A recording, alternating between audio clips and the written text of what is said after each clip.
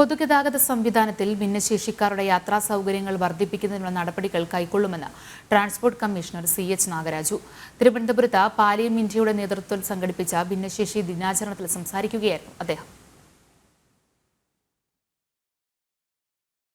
പാലിയം ഇന്ത്യയുടെ നേതൃത്വത്തിൽ തിരുവനന്തപുരം ആക്കുളം ടൂറിസ്റ്റ് വില്ലേജിലാണ് ഭിന്നശേഷി ദിനാചരണം സംഘടിപ്പിച്ചത്.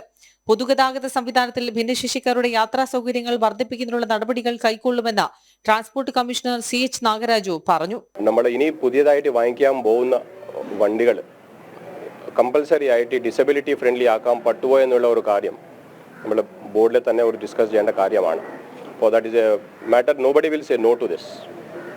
I think it has to be a rule. അത് നമ്മൾ ഒന്ന് ഈ ബോർഡ് മീറ്റിംഗിൽ നമ്മൾ ചിന്തിക്കാൻ ഉള്ള കാര്യമാണ്. ഭിന്നശേഷിക്കാരുടെ അവകാശങ്ങൾ സംരക്ഷിക്കുന്നതിനായി നിയമങ്ങൾക്ക് രൂപം നൽകുമ്പോൾ ഭിന്നശേഷി സഹയാത്രികരെ കൂടി ഉൾപ്പെടുത്തണമെന്നും CH നാഗരാജു അഭിപ്രായപ്പെട്ടു. ചടങ്ങിൽ വീൽചെയർ സഹയാത്രികയും സൈക്കോളജിസ്റ്റുമായ Nincy Mariam, Pallium India Trivandrum institute of palliative science director doctor Sunilkumar തുടങ്ങിയവർ സംബന്ധിച്ചു. ജനം, തിരുവനന്തപുരം.